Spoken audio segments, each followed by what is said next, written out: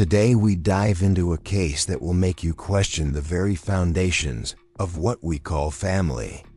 This is the macabre history of the Higgins family, a respectable household in the heart of rural England, whose sudden disappearance in 1965 revealed a far more disturbing truth than anyone in the village could admit.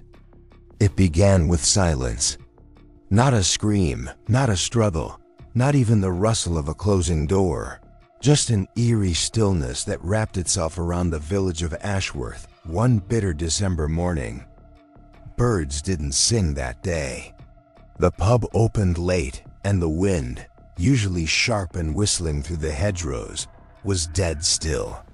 At first, no one thought anything of it, until the milkman John Leary noticed the Higgins doorstep was oddly untouched. 4 bottles of milk lying neatly as always, but now with thin sheets of frost hugging the glass. No empty ones returned, no footprints in the snow, just that row of glass bottles catching the morning light. By midday, neighbors were exchanging looks over garden fences. By nightfall, a constable was inside the Higgins home with a torchlight and trembling hands. Everything looked normal, almost too normal. The beds had been slept in, but never made. A casserole dish sat cold on the counter, half-eaten, covered loosely with foil. The radio was still on in the corner, humming static. Margaret's knitting sat mid-row on the armrest. The Sunday paper was laid open to the crossword, but the family, all 6 of them, were gone without a trace. No signs of struggle, no luggage missing, no goodbye. And yet, something felt off, something the constable couldn't explain. The walls felt too close. The air smelled like damp stone, though the fire had been lit just yesterday. And on the hallway mirror, someone, perhaps one of the children, had drawn a crude spiral in the condensation, left untouched. It wasn't just the vanishing that disturbed the village. It was what they began to remember afterward. The strange things the Higgins family had said, the odd symbols chalked near their doorstep, the way the children stopped making eye contact, the sermons, the midnight lights in the church. Before we continue with the story and its unspeakable secrets, I want to ask you something important. This channel is not for everyone. Only the bravest souls who dare to confront the darkest chapters of history. If you've made it this far, you're not like most people. You understand that some truths are too horrifying to ignore, no matter how much they disturb us. So hit that subscribe button and join our community of true mystery seekers. And tell me in the comments, what part of the UK are you listening from? Are you brave enough to hear a story like this from your own backyard? Because this story doesn't begin with a disappearance. It begins with a village that saw the signs and turned away. The diary was found tucked behind a loose floorboard in the eldest daughter's bedroom. Lydia Higgins, age 14, faded green leather, cracked along the spine. Her name was inked on the inside cover alongside a childish drawing of the family cottage. But what lay inside was no ordinary teenage rambling. The first few pages were harmless mentions of school, her younger brother's tantrums, how cold the village had been that autumn. But as the entries moved closer to December 1965, the tone changed.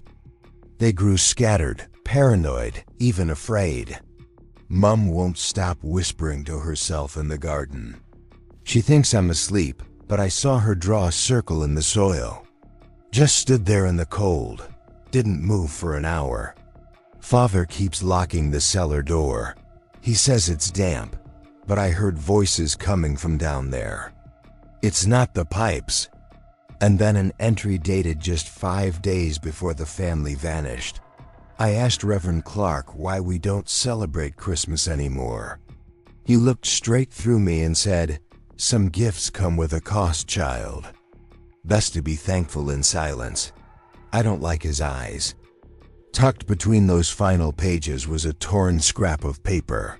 A drawing, obviously done by a child, of 6 stick figures standing around a large spiral. One of the figures was upside down. Above them, hanging in the sky like a dark sun, was a symbol none of the local police could identify. Not at first. What made the drawing more disturbing was what was written on the back. Scrawled in what appeared to be red pencil, in a hand far less stable than Lydia's, were the words, "They chose us."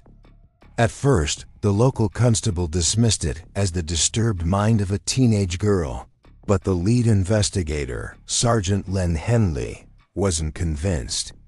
He'd seen symbols like that spiral before during a training course with Scotland Yard years prior, in a unit that studied historical cult behavior.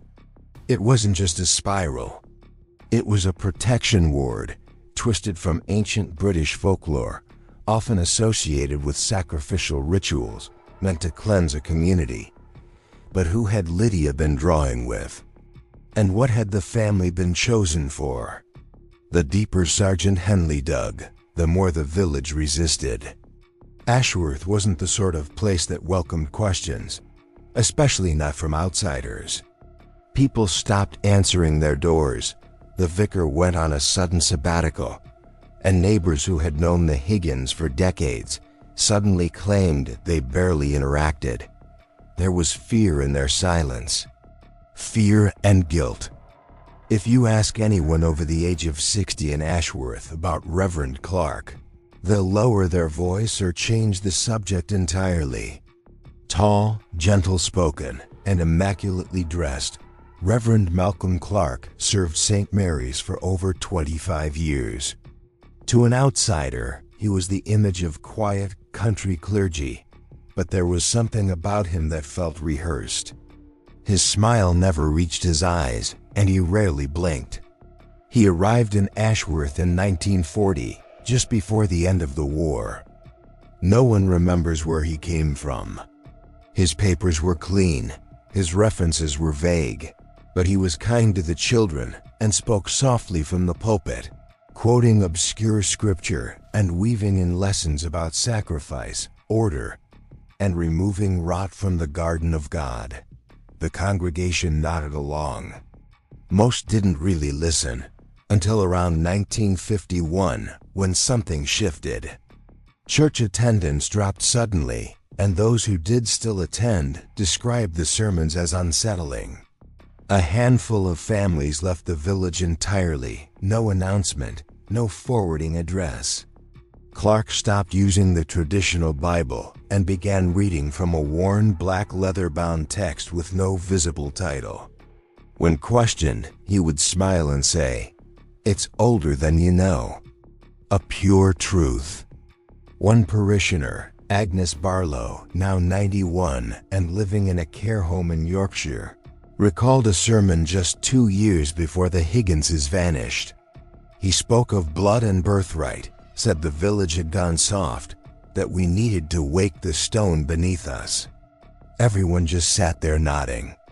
I looked around and thought, am I the only one who hears how mad this is? But no one challenged Clark, not publicly, not ever. And then there were the special services. Held once every season, always at night, always by invitation only. Lights off, doors locked.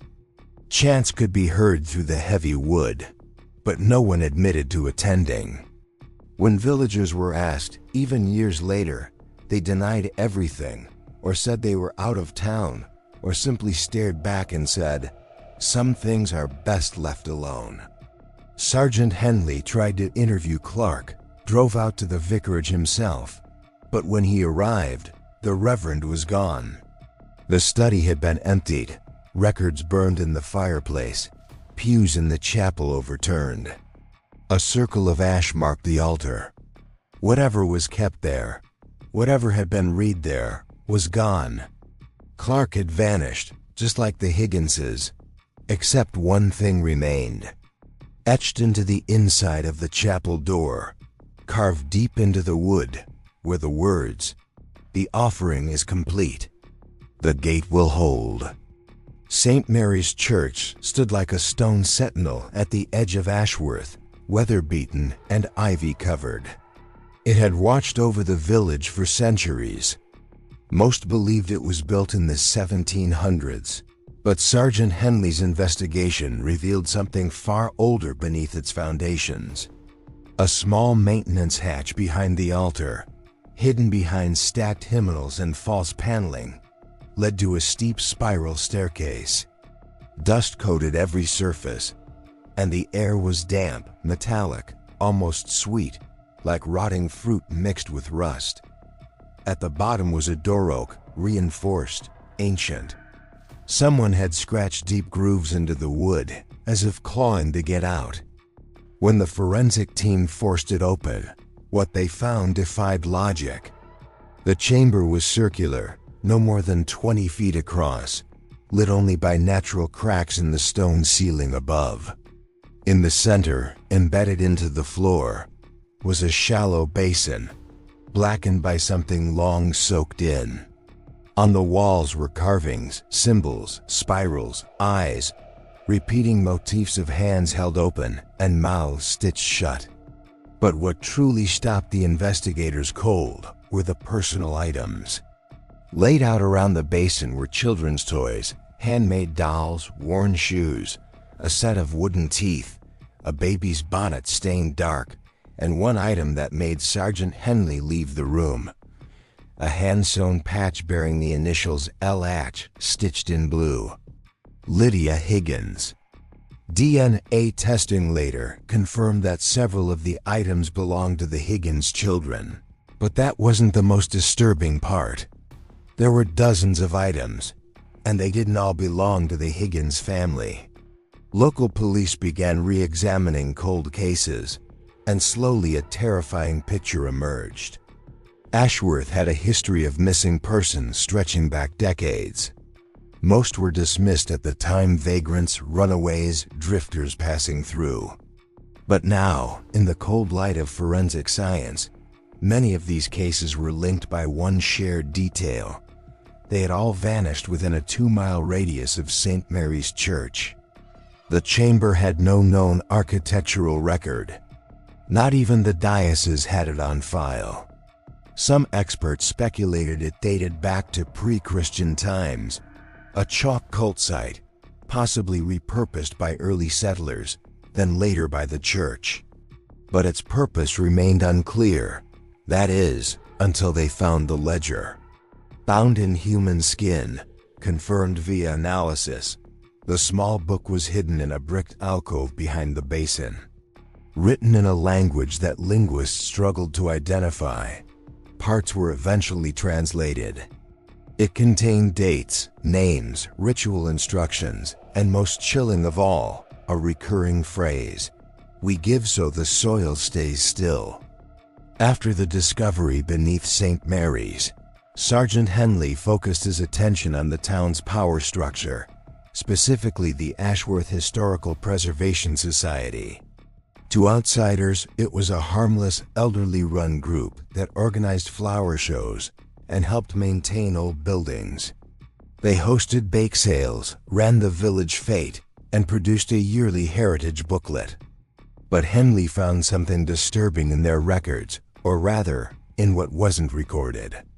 There were no founding documents, no bank trail before 1962, no clear explanation as to who officially ran it. And yet, it owned almost half the properties in Ashworth. Manor homes, farmland, even St. Mary's Church, all listed under shell names connected to the society.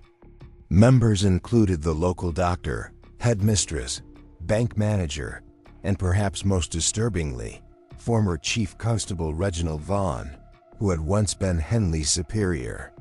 It was Vaughn's quiet retirement, following his refusal to investigate the Higgins disappearance further, that had first raised Henley's suspicions. Now it made sense.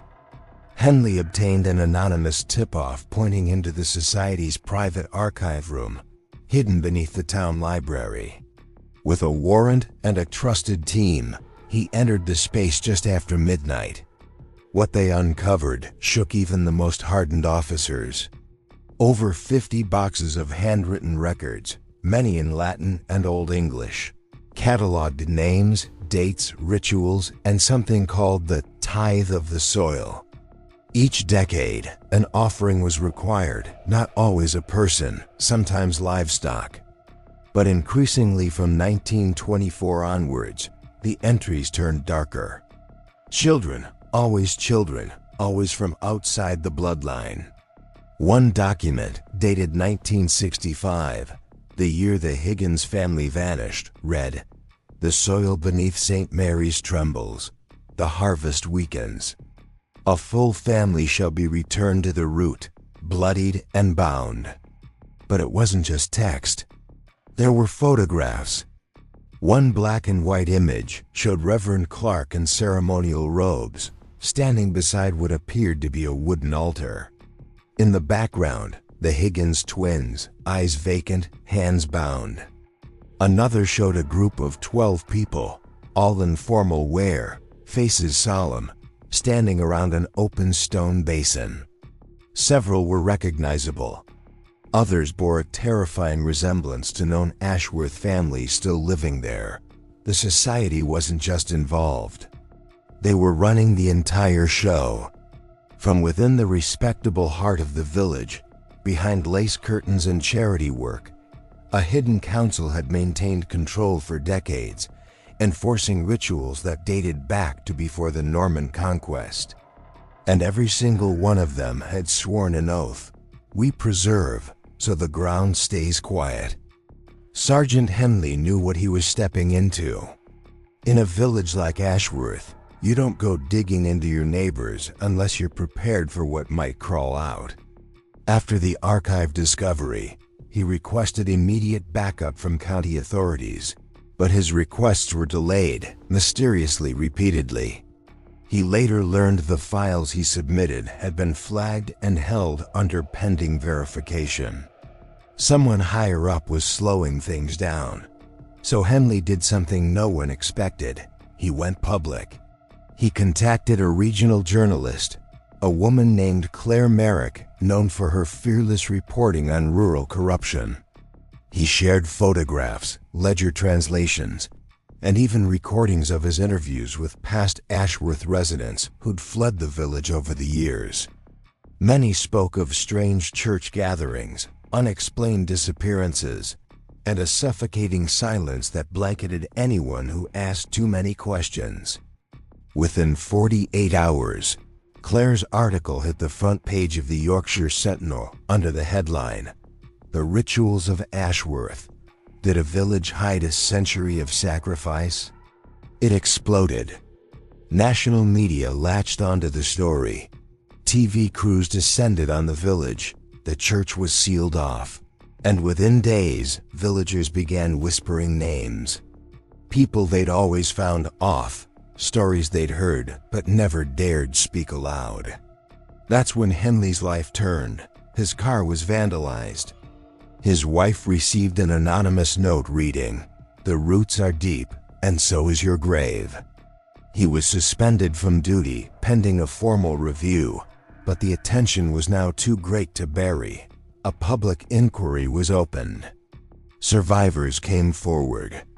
One by one, former members of the Preservation Society were brought in for questioning. Then came the break. A man in his 80s, Edwin Marlowe, confessed. Once the village undertaker, he had witnessed the 1965 ritual. He described in chilling detail how the Higgins family had been prepared, dressed in white linen, and led to the underground chamber. But his most disturbing revelation? The sacrifice had not been the first, nor the last. "Every decade," he said, voice trembling, "we gave them to the ground. Families, orphans, foundlings, always chosen, always agreed upon. And we were told if we stopped, the land would rot, and death would come tenfold." His confession triggered a series of arrests. Vaughan, Clark, and several other prominent figures were charged with conspiracy, ritual murder, and obstruction of justice. But most of them died, some by suicide, others under suspicious natural circumstances before the trials began. Still, Henley's work cracked the wall of silence. The press called it the Ashworth Pact. For the first time, the truth had a voice. As media interest intensified and public horror grew, historians and occult scholars descended on Ashworth, eager to uncover the deeper origins of the so-called Preservation Society. What they found sent ripples through both academic and law enforcement communities. Ashworth, it turned out, was never an ordinary village. It was built on a boundary, not just between counties, but between pagan and Christian Britain. Long before churches were erected, the land had been home to an ancient Druidic settlement known in pre-Roman records as Iskerworth, meaning the place of the ash sacrifice. The name had changed over deep beneath the current church, beneath even the chamber where the Higgins family was taken. Archaeologists discovered a much older stone structure, carbon dated to over 1,000 years ago. At its center was a circular stone table, blackened by centuries of soot, surrounded by crude carvings of trees, roots, and chained human figures. It wasn't a church, it was a temple. Records found in a nearby manor house, written in early Middle English, told of a pact made between village elders and a keeper beneath the soil, a force believed to protect the land from blight, plague, and war in exchange for offerings. These offerings were originally animals, but after the Black Death swept through Britain in the 14th century, the pact was rewritten. "The land must drink that which thinks," one entry read. "In blood of kin and stranger shall the soil know peace." Even after the village Christianized, the tradition endured, but went underground. The Preservation Society, it turned out, was only the latest name for a long line of secret orders tasked with maintaining the ritual. From 1437 to the present day, the names had changed, but the purpose remained chillingly consistent. Keep Ashworth quiet, keep the land fed, keep outsiders blind. What shook investigators most was just how institutionalized the system had become. Each generation trained the next. Births, adoptions, marriages, all were influenced by the society, ensuring loyalty through blood and fear. And those who resisted, they simply vanished.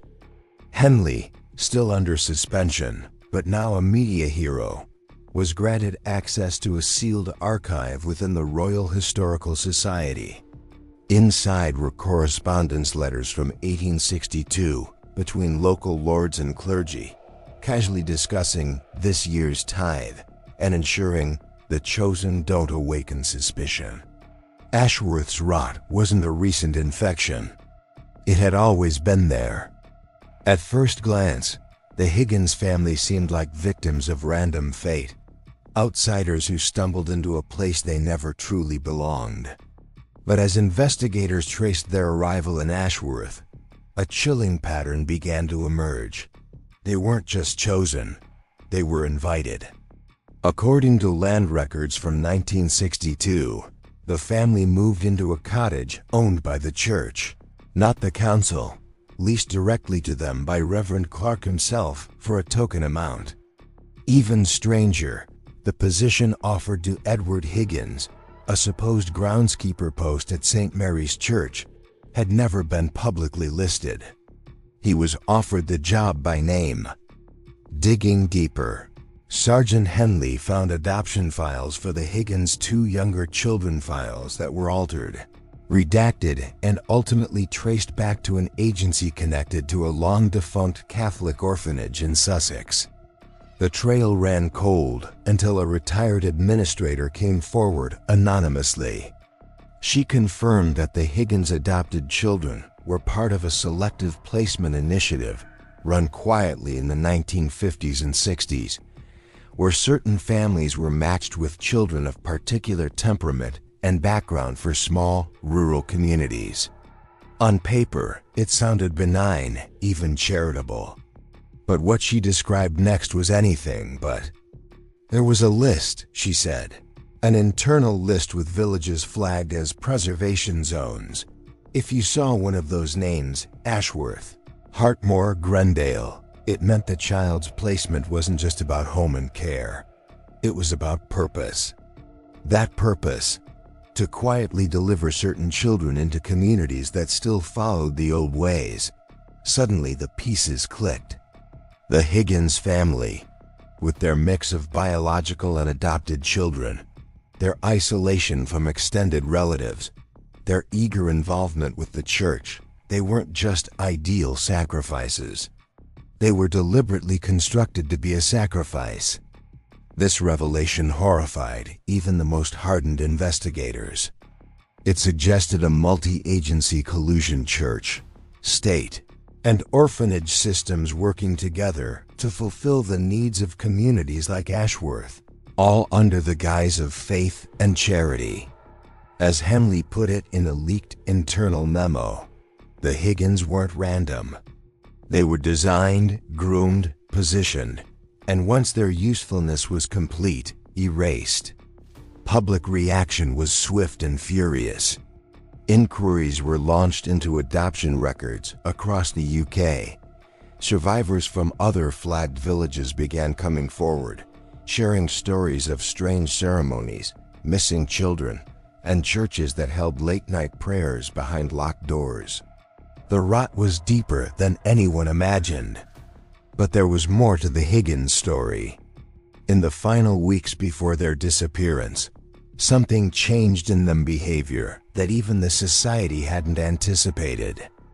By August 1965, something had shifted inside the Higgins household. Neighbors described it as a cloud passing over their cottage. Smiles turned strained. Church attendance became erratic. The youngest daughter, 8-year-old Eliza, was seen weeping on the church steps after Sunday service. When Mrs. Cartwright, their closest neighbor, asked what was wrong, the girl whispered, "They're coming for us. Daddy knows." What followed were a series of increasingly bizarre sightings. Edward Higgins was seen digging behind the church late at night, unearthing something before quickly covering it again. 2 of the older boys were spotted burning family photo albums in the garden. Mary Higgins, once the heart of Ashworth's women's group, began appearing at community meetings with bruises on her arms and vacant eyes, speaking only when spoken to. Then there was the journal. Hidden in the base of a wooden toy chest, it was discovered years later during a forensic sweep of their abandoned home. Though many pages were damaged by time and damp, a few remained intact. They were written in a hurried, almost frantic scrawl, and the entries, presumably by Edward, grew darker by the day. They lied. This was never about faith. The prayers are old, older than the Bible. Mary says we have to play along, but I see it in their eyes. They've chosen us. The children are having the dreams again. Eliza screams in her sleep. James says a man in robes comes to the window. I told them it's just a nightmare, but I've seen him too. It's not just the church. It's the schoolmaster, the baker, even the constable. I trusted these people. The most disturbing entry came just 5 days before the family vanished. They've warned us. The last offering failed. If we don't comply, it will be worse. I asked Mary if she'd run. She shook her head and said, "It's already too late. I don't know what to do, but I buried the first one deep." That last sentence, "I buried the first one deep," would haunt investigators for years. What or who was he referring to? Police excavations later uncovered a small skeleton wrapped in cloth behind the church garden, just as witnesses had described. The remains belonged to a child, female, age estimated at 3 or 4. There were no missing children reported in Ashworth from that time, which raised an even more terrifying possibility. Was this not the first sacrifice involving the Higgins family? Had they been involved, willingly or not, in earlier rituals, perhaps manipulated into believing it would spare them? September 3, 1965. Ashworth's annual harvest vigil was meant to be a quaint rural affair. Held under the old oak trees near St. Mary's Church, it combined hymns, cider, and stories of gratitude for the year's yield. But that year, it felt off. The air was unusually still, the trees didn't move, and the Higgins family, for the first time in months, arrived together. Witnesses would later recall their appearance with unease. Mary in a gray shawl, eyes sunken and blank.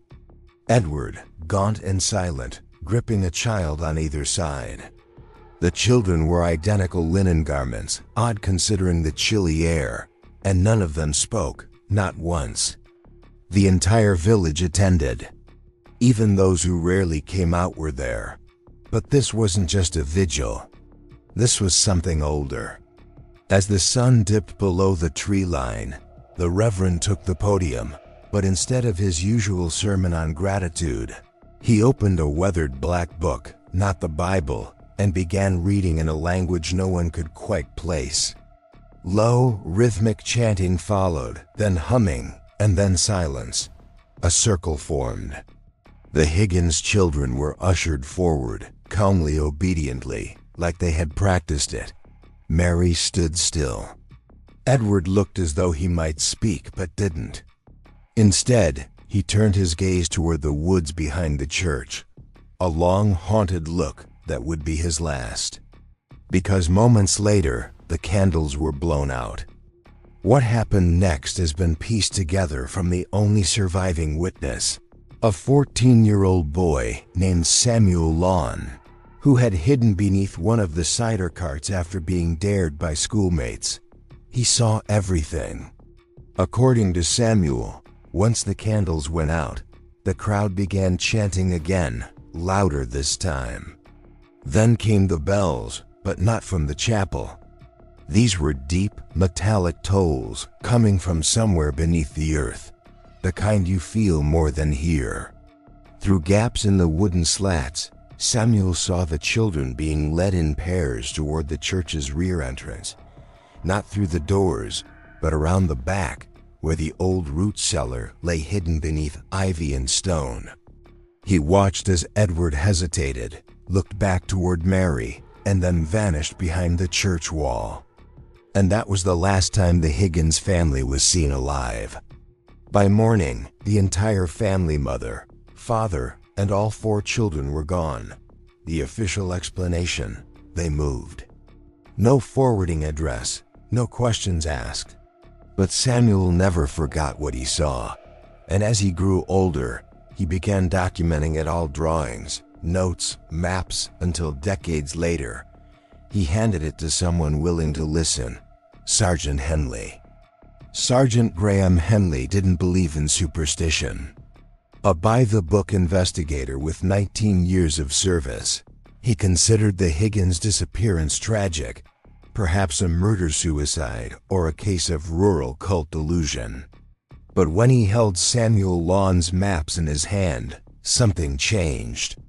The drawings were crude but precise. He'd marked the exact location behind St. Mary's where the family disappeared. More disturbingly, he'd labeled it the mouth. Henley requested a discreet dig behind the church. Permission was denied. Official records showed nothing unusual: no root cellar, no old crypts, no mouth. Still, something about Samuel's conviction stayed with him. So he returned alone, late one October evening. Armed with nothing more than a torch, a crowbar, and a quiet prayer, Henley moved through thick ivy and stone, just where the boy's map indicated. He found something odd: a patch of ground that sounded hollow beneath his feet. He dug. 3 feet into the soil he found it: a sealed stone door, overgrown but unmistakably man-made. The markings around it were not Christian, no crosses, no familiar inscriptions. Instead, spirals, interlocked eyes, a twisted sigil carved repeatedly into the stone like a warning or a curse. Henley broke the seal. The air that escaped was ancient, still, and cold. What lay below was not a cellar. It was a ritual chamber. The steps descended steeply, 20 feet into the ground. The walls were lined with crumbling masonry and, chillingly, bone fragments embedded in candle wax. Dust choked the air, but the space was wide enough to hold at least 30 people. At the center sat a stone table, stained dark and worn smooth by time. Surrounding it were rusted chains bolted into the ground and a circle of blackened wax stumps. This wasn't just a hidden room. This was a place of ceremony. Henley's flashlight caught something in the corner, a bundle of tattered cloth. Inside, a child's shoe, a singed doll with a scorched face, and a photo of the Higgins family folded perfectly into a triangle. He took it all back to the station. Lab analysis confirmed what he feared. The doll and shoe belonged to Eliza Higgins. The items had been undisturbed for at least 25 years. But there was more. In a small hollow space beneath the altar table, Henley found records, pages torn from an old register, names, dates, ages. Most were crossed out with red ink. Over 60 names, none matched any known school rosters or birth certificates. It became clear the Higgins family hadn't simply disappeared. They had been part of something, used for something far older than the church itself, something the villagers had kept secret for generations. Sergeant Henley didn't sleep the night he returned from the chamber. Instead, he sat alone in the Ashworth Constabulary, sorting through every cold case in the county going back to 1920, runaways, disappearances, open investigations that had quietly gone stale. One by one, he began to see it, a pattern no one had ever connected or dared to. Over 60 names had been scribbled in the pages beneath that stone altar. The earliest dated 1932, the most recent marked September 3, 1965, the exact day the Higgins family vanished. He searched parish death records, school registers, and census rolls. Many of the children's names were missing entirely from official documents, as if they'd never existed. But some appeared in fragments. A baptism here, a school photo there, a brief mention in a local newspaper under community events, then silence. One case chilled him. A girl named Clara Densmore, age 10, last seen in 1948 at the Ashworth Harvest Festival. The newspaper clipping read, "Young Clara last spotted playing hide-and-seek by the church bell tower. Parents assumed she wandered into the woods. Search parties yielded nothing. The village mourns." Henley checked the altar ledger again. Clara Densmore, entry number 31. Her name was circled in red, just like Eliza Higgins. He mapped the dates and cross-referenced them with Ashworth's festivals, vigils, and seasonal gatherings. Every 2 to 3 years, like clockwork, a child disappeared. Always during a communal event, always quietly explained away. But here was the twist. No public outcry, no media escalation, no protests. In a world increasingly connected and policed, how had this gone unnoticed? He made his way to the Ashworth Historical Preservation Society, an institution founded in 1909 that maintained records of village traditions, folklore, and family trees. On the surface, it was harmless, a local heritage archive. What he found inside shocked him.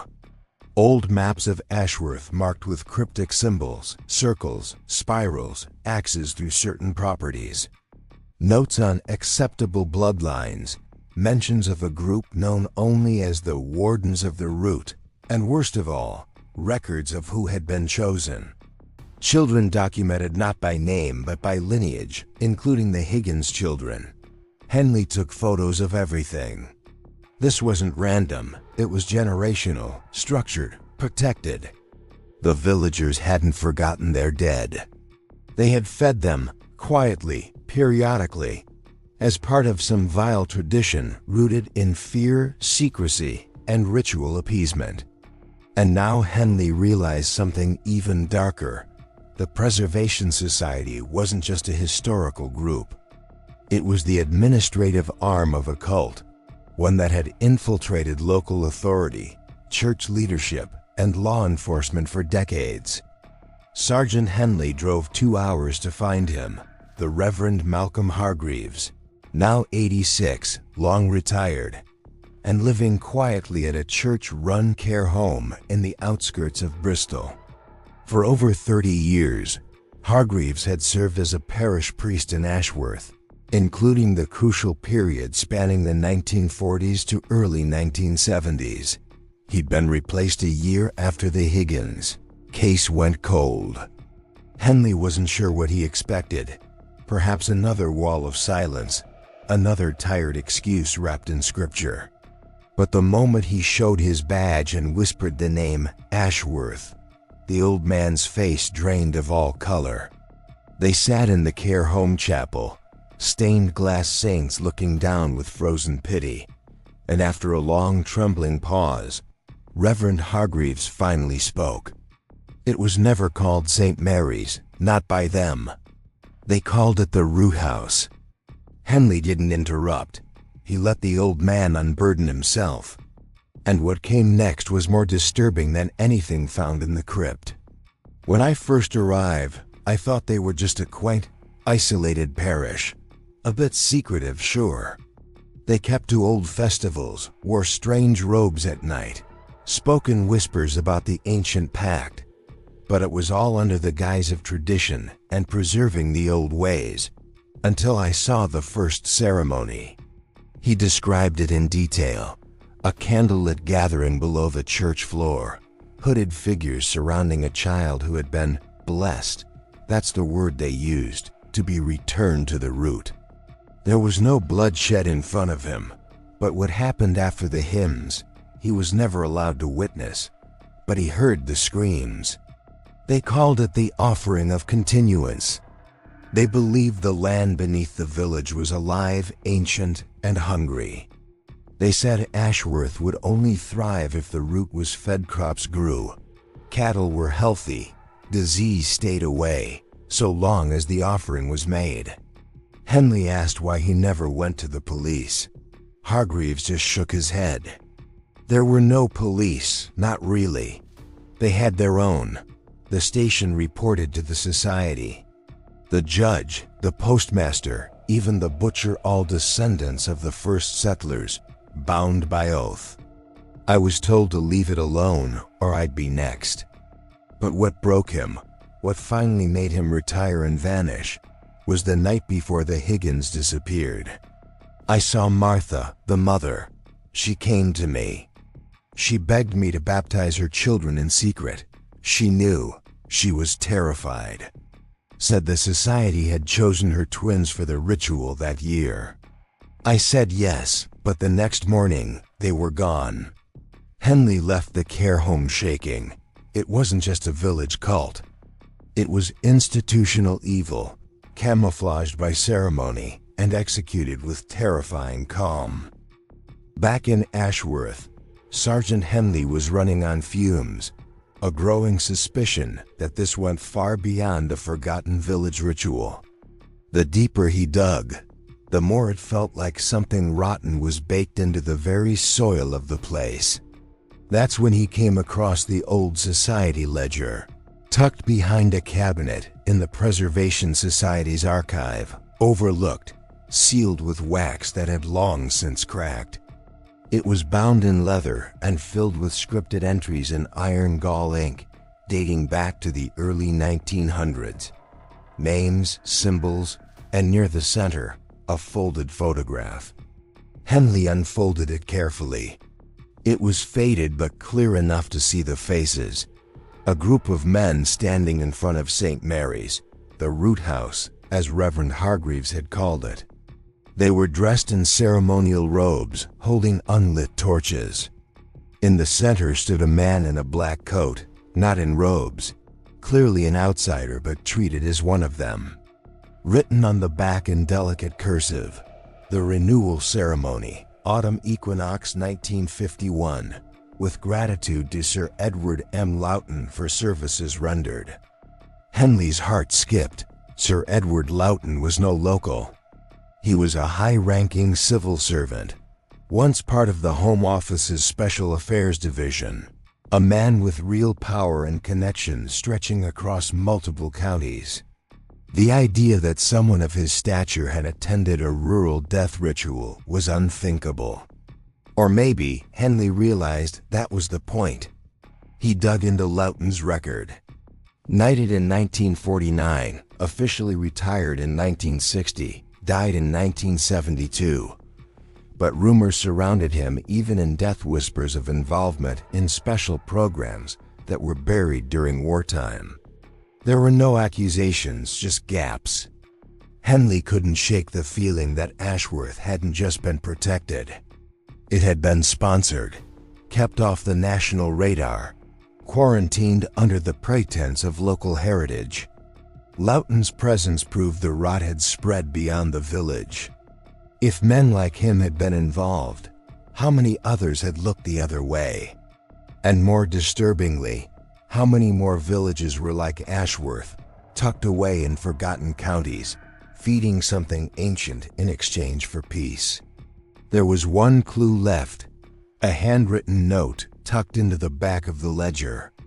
It read, "If the root is not fed, it feeds itself. The signs will return. The earth will open." Henley had seen enough to believe it wasn't a metaphor, and if the sacrifices had ever stopped, then maybe something worse was coming. Just beyond the northern edge of Ashworth, past a crumbling stone wall and overgrown hedgerows, sat the remains of a structure locals only ever referred to as the Blight House. It wasn't listed on any tourist maps. Number council records existed. The villagers had pretended it didn't exist, and for good reason.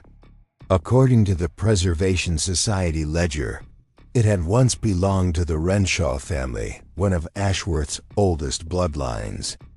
But in 1923, the farmhouse was designated unholy by the society, its land salted and sealed following an incident no one would speak of in detail. Just a single line in the ledger, the containment failed. The root took back what it was owed. Sergeant Henley arrived alone. The drive was silent. Even the birds avoided the place. The farmhouse was half collapsed, its slate roof caved in, the chimney strangled by vines. But beneath the rot, something remained. A sense of pressure, as if the land itself was holding its breath. He approached the main door, long since kicked in. Inside, dust hung like fog-rotten furniture, scorched wallpaper, and scattered animal bones. What unnerved Henley most wasn't the decay, it was the symbols. Carved into every surface, door frames, beams, even the underside of window ledges, were arcane runes identical to those found beneath St. Mary's. And in the basement, something worse, a stone circle blackened with ash. In the center, a cradle, old wooden, still intact. Henley froze.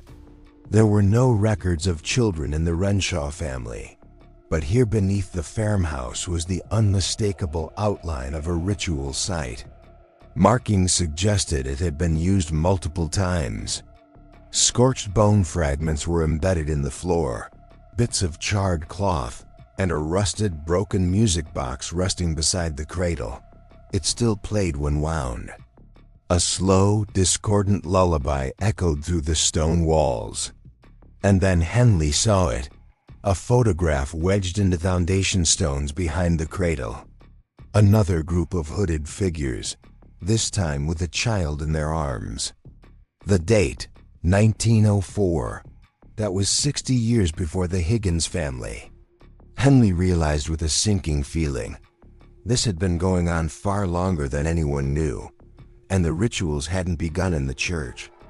They'd migrated there after the Renshaw disaster. Ashworth had simply redecorated its evil, dressed it in stone and stained glass. The cradle was empty now, but the land felt hungry. Sergeant Henley was running out of living witnesses, but tucked away in a private care home 12 miles outside of Ashworth was one last name tied to the old ledgers. Iris Holloway, now 94 years old and completely blind since 1977. Once the village midwife, she had delivered nearly every child born in Ashworth between 1950 and 1975. She had also been a junior member of the Preservation Society. When Henley showed up with a copy of the photo taken beneath the Renshaw farmhouse, the one with the hooded figures and the child, Iris agreed to speak. Her voice was fragile, but her memory was uncomfortably intact. "They called it the offering, Inspector," she whispered. "Every generation had to give one, not just blood, but innocence. The child had to be untouched by the world." Henley asked about the Higgins twins. Iris flinched. "They were chosen before they were even born, that family. They weren't real parents, not in the way you think. They were vessels. Groomed, brought in. The society had methods." Her words sent a chill through the room. They were trained to appear perfect, respectable, isolated just enough to raise no questions. The children were acquired through channels no one dared ask about. Henley pressed.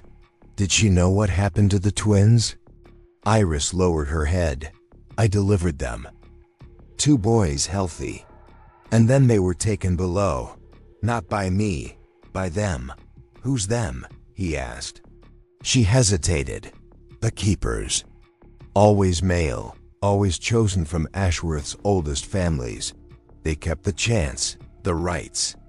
They spoke to the root." She broke down then, a single raw sob. "We thought it kept the village safe, that the storms would pass us, that the soil would grow richer. For a time it did." Henley laid the photo on her lap. "This child," he asked, "from 1904, who is he?" Iris reached out with trembling fingers, tracing the paper with haunting familiarity. Then, in a whisper that barely escaped her lips, "That's my brother." Henley stared. "He was taken at the equinox. I was 6. My mother offered him, said he was born with the gift." She wept the whole time. The silence that followed was unbearable. Ashworth hadn't just buried its past. It had fed it, generation after generation. The Higgins twins weren't the beginning. They were part of a long, secret harvest. And now, Henley had a name, the Keepers, and a location Iris feared even more than the church or the farmhouse. The Ashworth Town Hall was built in 1812, but few realized its foundations were far older, resting atop the remains of a 17th century moot hall used by village elders to settle disputes and, as Sergeant Henley would discover, conduct far darker gatherings. With Iris Holloway's warning still echoing in his head, Henley pulled council records and uncovered blueprints revealing an unmarked sub-basement sealed off since 1966 under the vague label, structurally unsound. It had never been reopened. Getting in required a quiet favor from a sympathetic clerk whose grandfather had died mysteriously after attending a society meeting in 1972. She gave Henley a key, but only a look that said, "Don't stay long." The entrance lay behind a false panel in the archives room. The stairwell that descended was tight, cold, and choked with the scent of old stone and burnt wax. At the bottom, he entered a circular chamber of crumbling brick. What froze him wasn't the decay, but what was carved into every single surface. Hundreds of sigils, dates, and names etched in a style identical to the runes found in the Renshaw basement and St. Mary's secret chapel. But here they were intertwined, forming a spiral that wound from the outer walls inward, all converging on a single symbol in the center of the stone floor, the root. Not a word, but a drawing. A twisted tree with no leaves. Its branches were sharp, almost claw-like, but its roots weren't roots. They were people, bodies, children, faces turned upwards in agony. In the middle of the spiral, Henley found a raised stone plinth, blackened with soot and worn by repeated scraping. Set into the base was a brass plaque, from ash through blood, from blood to bounty, from bounty back to ash. Henley placed a hand on the wall and immediately recoiled. The stone was warm. And the silence, it wasn't quiet. There was a faint hum, like something below was still breathing or waiting. He took photos of everything. Many names matched the society's old registers, but one set stood out, repeated across the walls. Higgins, James. Higgins, Evelyn. Higgins, Daniel. Higgins, Matthew. Not just the parents and twins, but at least 4 others with the same surname. No records mentioned them. Henley realized the Higgins family didn't lose 2 children. They lost 6. By now, Sergeant Henley had uncovered enough to charge half the village council with obstruction of justice, but it didn't explain the full scale of what happened. The answers, it seemed, were no longer in records, but in the ground itself. Ashworth's cemetery sits on the edge of the village, bordered by dense woodland. Henley obtained an old plot map from 1931. When he compared it to the current layout, 47 graves were missing, not moved, not destroyed, just erased. A local groundskeeper, John Bell, had worked there for over 40 years. When Henley asked him about the missing plots, Bell's face changed. He didn't deny it. He just asked, "You sure you really want to know?" Bell led Henley to the far northern edge where bramble and ivy had swallowed entire rows. He pointed to what looked like uneven, sunken patches of soil. "That's the old W section," Bell muttered. "Society burials, no headstones." Families were told to keep quiet for the good of the village. Henley knelt and brushed away leaves and dirt. Beneath one hollowed dip, he found the top of a headstone, buried deliberately. Scratched into it, barely legible, Higgins Miriam. The 1953 D1957, another, Higgins Ruth. The 1955 D1955. 2 more names, 2 more children, both dead before the age of 5. No birth records, no death certificates, just stones buried under weeds and silence.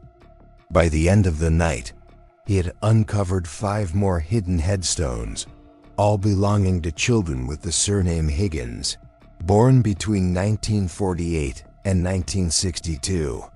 One simply read, "The Chosen." Bell wouldn't stay after sundown. He left Henley with a warning: "The ground here, it remembers. And it don't like to be disturbed." That night, Henley sat in his car, staring at the growing list of Higgins children no one ever mentioned. The public believed James and Evelyn Higgins adopted 2 boys. The records showed 12. The cemetery suggested at least 8 were dead before the twins ever arrived. This wasn't a story of adoption gone wrong. It was a farm for flesh, and the crops were children. Back at his station, Sergeant Henley placed the cemetery photos side by side with society minutes and birth records. The names lined up far too neatly, but something was still missing: a system, a logic to the horror. Then, in the back of an unlabeled file, he found it: a ledger bound in cracked leather. Inside were columns of dates, initials, and cryptic phrases. At first glance, it looked like an account book, but instead of currency, it tracked children. Each entry was marked by a date, followed by codes like Rude Moon, Two Taken, or Offering Higgins, M. Barren Line. Every April and October, the entries intensified, and at the top of those pages, always the same symbol, the root. Henley cross-referenced the initials with school registers and census data. Within hours, he had 16 confirmed names, all children who had disappeared from Ashworth between 1940 and 1975. Their disappearances had always been explained away: fires, illness, families moving overnight. But here they were, listed as offerings. The most chilling entry read, Harvest 1965. Full yield achieved. The Higgins seed is taken. It wasn't a record. It was a ritual log.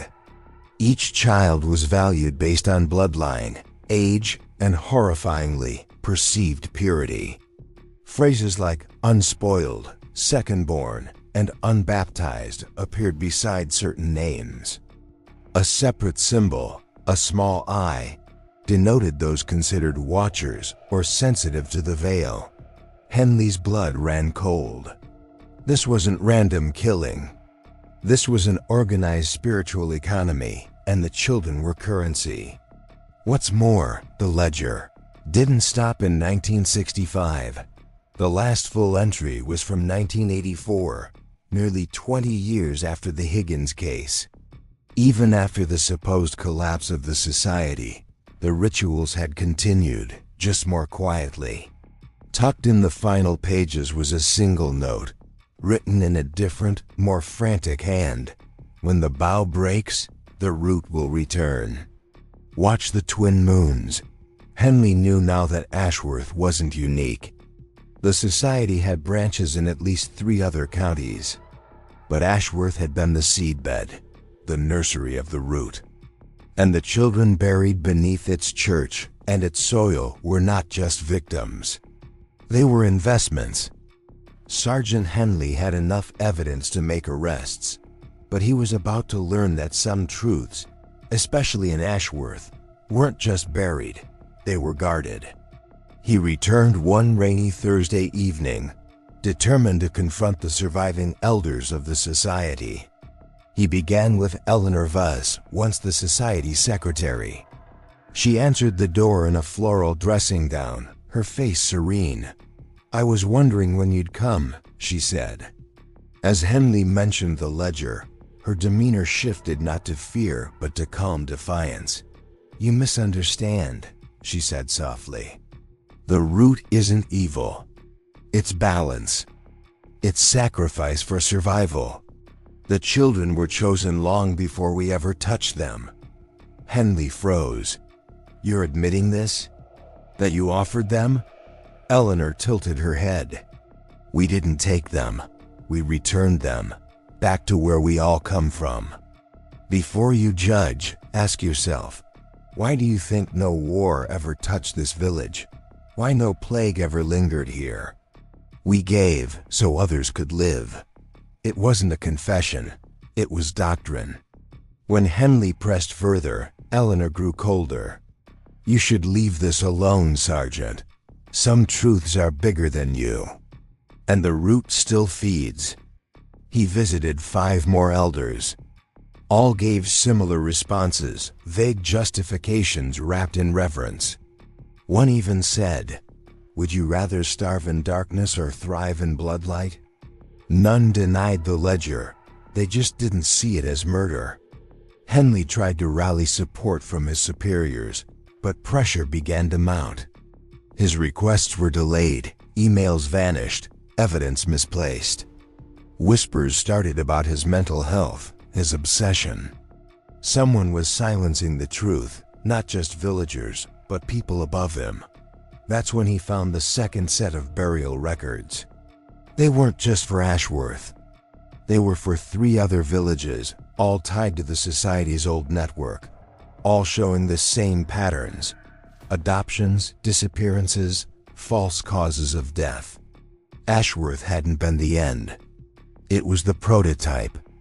3 nights after his final visit to Ashworth, Sergeant Henley returned home to find his front door slightly ajar. On the kitchen table, something waited for him: a small handmade wooden box. He opened it. Inside, a lump of blackened ash mixed with what looked like crushed bone fragments, and a photograph of the Higgins children smiling on the church steps. Scrawled across their faces in red ink, "You've seen too much. Let the root rest." Beneath that, a phrase written in Latin, the same one he'd seen in the Society's ledger: "Ad radicem redunt omnia." All things returned to the root. Henley staggered back. Someone had entered his home not to hurt him physically, but to remind him they were still watching. And that box of ash, he knew exactly what it meant. During the early investigation, he'd sealed off the sub-basement chamber beneath St. Mary's. The ash in that box was identical to the scorched remnants from the sacrificial circle. Someone had returned to that room, possibly even reused it. Henley drove straight to Ashworth. The church was locked and silent, but when he approached the eastern wall, he noticed fresh soil at the base. Not just disturbed, but turned. He returned before dawn with 2 forensic officers. What they uncovered beneath the floor shocked even the most seasoned of them: a new ritual circle. Not ancient, not from the 60s. Recent. At the center, a small burned rag doll pinned to the ground with iron nails. Around it, teeth, not animal, not adult, child-sized. Whoever left the box at Henley's home wasn't threatening him out of fear. They were warning him because the rituals had begun again. And this time, it wasn't just about the past. It was about keeping the root alive. The call came just after 3 Emma. The number was unlisted, the voice on the other end, shaky but deliberate. "You don't know me, but I think you've been looking for me." Henley didn't respond immediately. "I was one of the Higgins children, sort of. My name isn't on any record because they never really adopted me. I was brought there for something else." Her name was Lydia May Caro. She claimed to have been taken in by the Higgins family for a trial stay in the spring of 1965. She was 8. No official paperwork. Just a quiet arrangement made through a friend of the church. Henley knew that name, Caro. It had shown up in the second ledger, but listed under non-initiate, a phrase no one had been able to decode. Lydia continued, "I wasn't supposed to stay. I think they knew I didn't belong. The mother, Mary, she kept saying I had a blocked spirit, that I couldn't hear the root." Henley asked the obvious, "How did she escape?" Her voice dropped to a whisper. "I saw what they did to Peter, one of the real children. They called it a cleansing.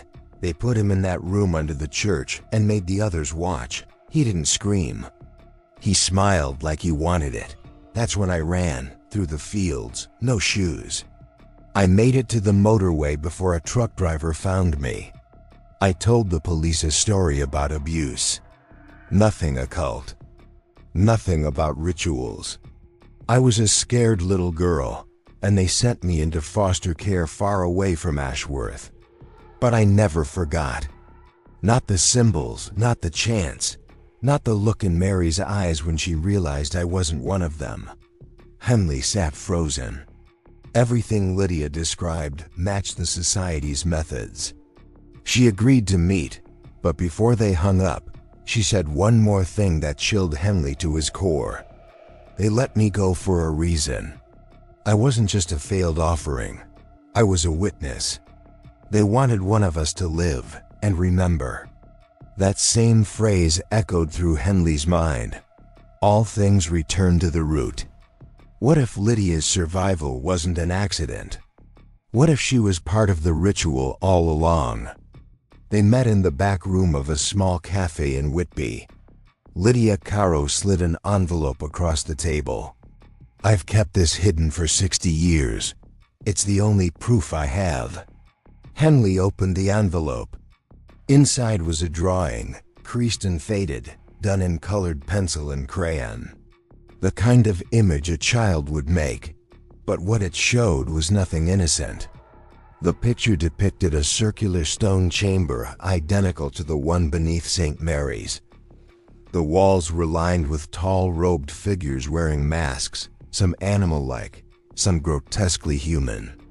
In the center was a raised platform, upon it a small child laid flat. But the most disturbing detail, above the child, floating mid-air, was a root system, twisting like veins. At the base of the root, a face with hollow eyes and a gaping mouth, drawn in thick black. And below it, written in a child's scrawl, "He lives under the church. He eats what we give him." Henley felt the breath leave his lungs. "I drew that the night I escaped," Lydia said. "It came to me in a dream. Or maybe a memory." She then told him something that made his skin crawl. "Mary used to tell us we weren't adopted, we were chosen. She said our souls were food, not for God, not for the devil, but for something older, something buried. They called it the root beneath, and every few years it had to be fed." Henley knew then that the society hadn't just been operating as a cult. They'd constructed an entire dark theology rooted in local worship, older than Christianity. But what disturbed him most was how deeply it had been normalized within that community.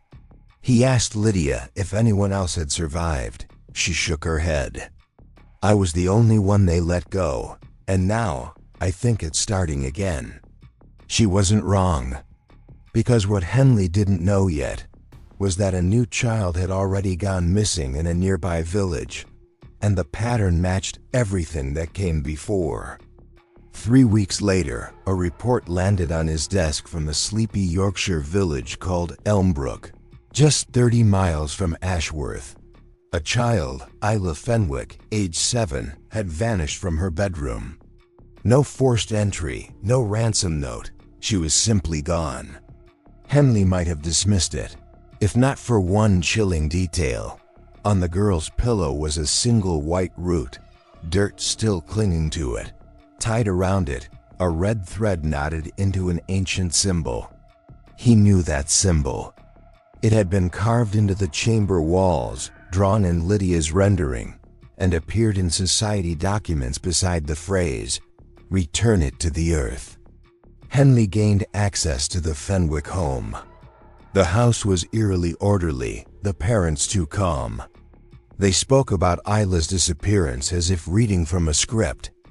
"She's gone to be with the root," the mother had whispered, not even realizing she'd said it aloud.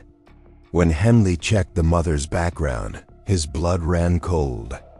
Abigail Fenwick was née Ashcroft, a surname that had appeared twice in the 1960s Ashworth census, one of the families that had relocated after the Higgins incident.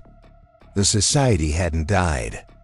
It had gone underground, fragments scattering into rural communities under new names, hiding in plain sight. An old retired schoolteacher told Henley something strange. That little girl used to walk the edge of the woods every Sunday with her mum, always barefoot, even in the cold. Her mum said it was good for the soil. And just last month, they started having prayer gatherings in the old mill, but I never saw a Bible. Henley felt it in his bones. Isla's abduction wasn't a copycat. It was a continuation. The Elmbrook Mill stood like a forgotten relic on the edge of the village. Officially, it hadn't been operational since 1951, but unofficially, people still went inside at night, carrying candles. Henley arrived just past midnight, alone. He slipped through a side window into what had once been a grain room. The air inside was thick, smelling of earth and copper. In the back room, he found it, The space had been cleared out. At the center stood a crude altar built of stacked stones and scorched wood. Upon it were bundles of dried herbs, feathers, wax-sealed jars, and small bones arranged in concentric circles. And behind the altar, carved into the wall with ritualistic precision, was a name, Ashworth. This wasn't imitation. This was lineage. Whoever was leading these rituals in Elmbrook had a direct connection to the Ashworth Society. Henley photographed everything. As he turned to leave, his light caught something carved into the floorboards at the room's edge. "Feed the root, free the child." The phrase echoed what Lydia Caro had told him. The belief that sacrifice was necessary, not cruel, a religious obligation. As he slipped out, Henley knew two things.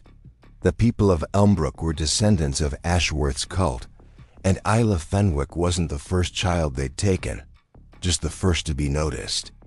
Henley's next lead came from Mabel Dorr, a retired midwife in her 80s who now lived in near seclusion. She had served the community for nearly 4 decades, often without ever registering the births. When Henley explained why he was there, Ashworth, the root cult, the symbols in the mill Mabel disappeared into a back room and returned with a thick leather-bound ledger. "These weren't supposed to exist," she whispered, "but I kept them. I needed to know I wasn't mad." Henley opened the book. Inside were handwritten notes, names, dates, parents' details, and strange remarks. "Delivered healthy, but mother insists on no registration. Child to be kept pure of state records. Born under waning moon. Taken immediately by Mrs. Fenwick for an ointment." Henley's stomach turned. Across 35 years, there were 23 entries marked with a red X.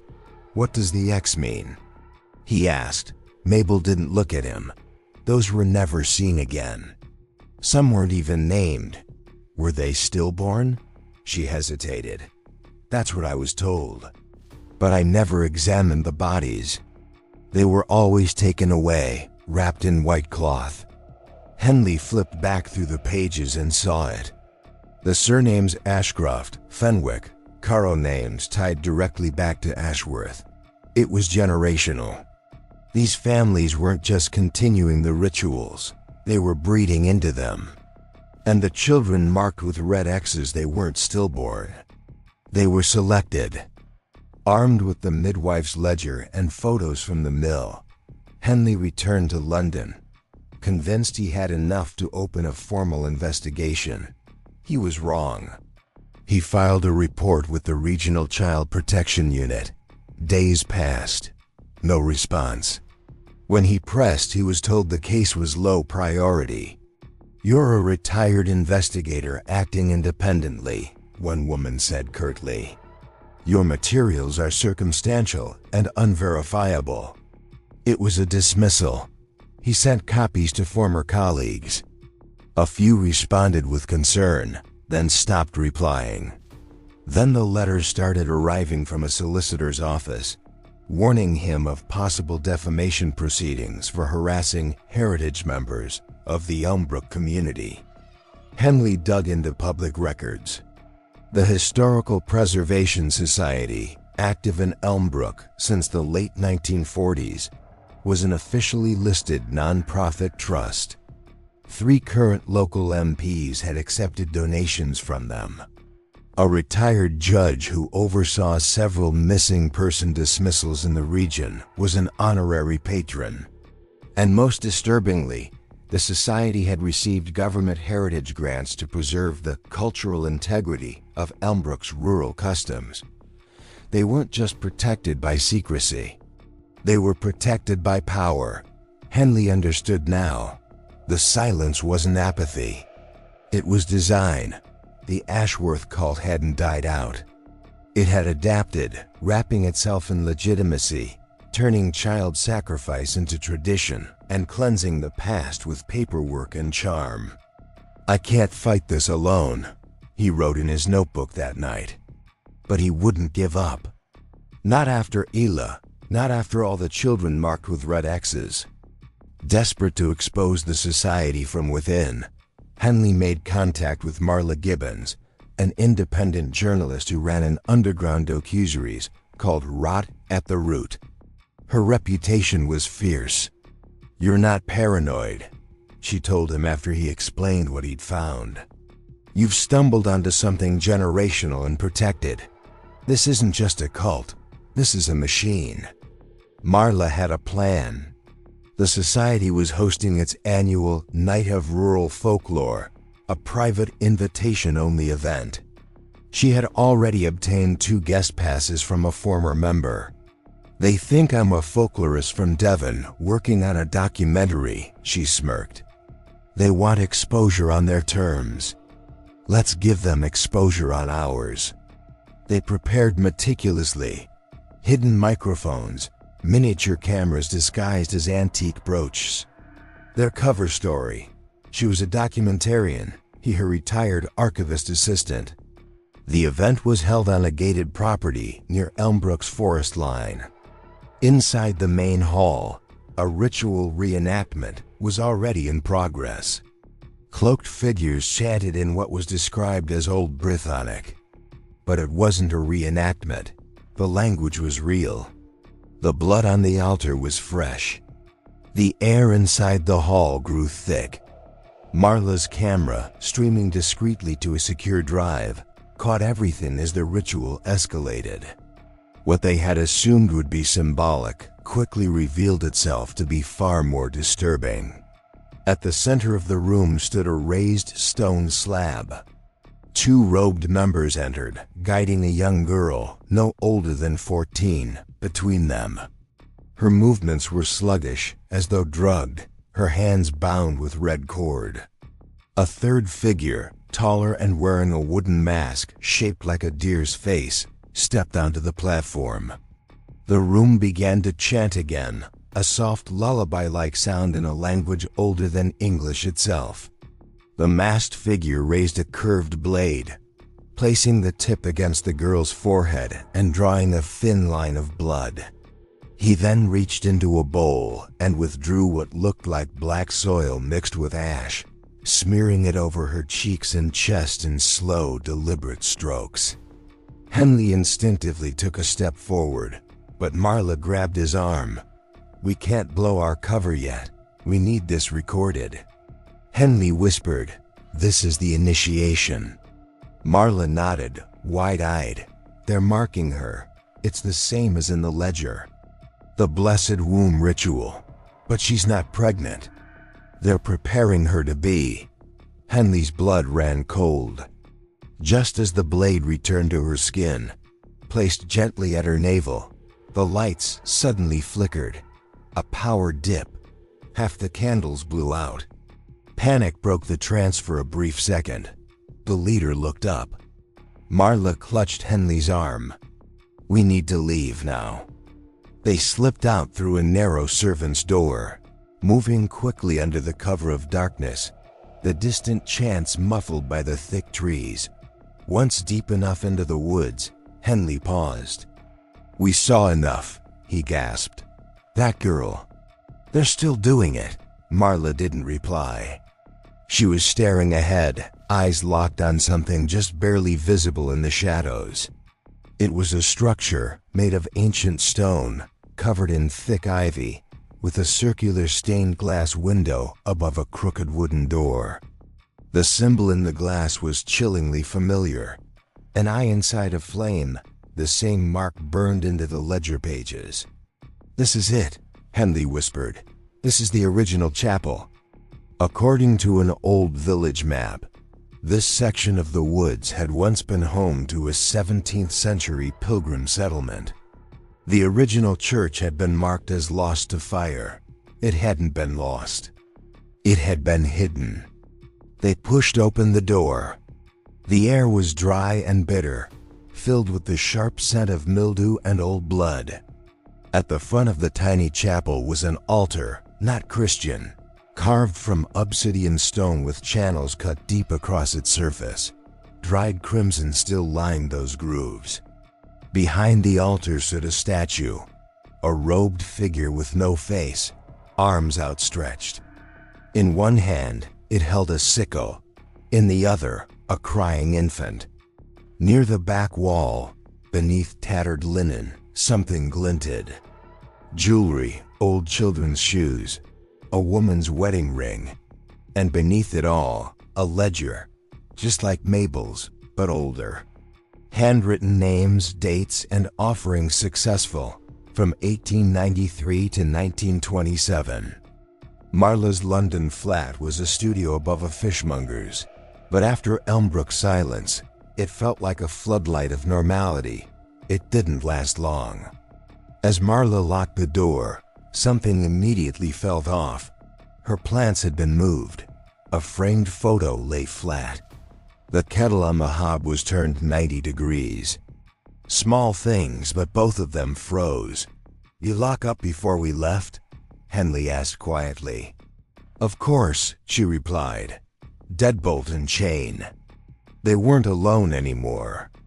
They both knew the type of people they were dealing with. The society didn't need crowbars. They had keys, connections, loyalty. "They know we have it," Henley whispered, pulling out the older ledger. They didn't sleep that night. Instead, they copied every page, photographed every symbol, and uploaded encrypted versions to 3 different cloud backups. At 3:42 a.m., Henley noticed a car parked across the street. Black, no plates, engine idling. They agreed to split up the next day. Henley would take the ledger to an independent MP. Marla would leak selected pages to a major news outlet. They wouldn't be able to stop both. Or so they thought. By midday, Henley was on his way to Cambridge, the cloth-wrapped ledger on the passenger seat. His contact was MP Joanna Leeds, an outspoken advocate for historic abuse investigations. He was due to meet her in a public garden cafe, surrounded by students and tourists. Safe, he arrived 10 minutes early, scanned the surroundings, and stepped out. But there was no Joanna. At exactly 12:30, his burner phone buzzed. Unknown number. "Henley," a female voice whispered, shaken. "It's Leeds. Don't turn around. They're watching you." His spine stiffened. "It was safe," she said. "Until they knew. I've had 2 calls already this morning. Untraceable. They mentioned my daughter by name. This goes deeper than I thought. They have people in the Met, in Parliament." "Then let's go public now," Henley hissed. "No," she said. "They'll kill us before it hits the press. I have a secure contact in Scotland. Go to him. His name is Colin Rees, ex-police." Henley turned just slightly. 2 men sat at a nearby bench, neither eating, both staring into their phones, but not scrolling. He lowered his phone. That's when he saw a man lean against a tree and speak into a lapel mic. They were here for him. Henley moved without thinking, back through the cafe, out the gate, across the road. He didn't head for his car. He ditched the satchel with the ledger in a bin and doubled back, taking only the USB drive taped inside his coat hem. It was a gamble. But if he made it out, the drive alone would be enough. The question now wasn't who he could trust. It was whether anyone was still alive to help him.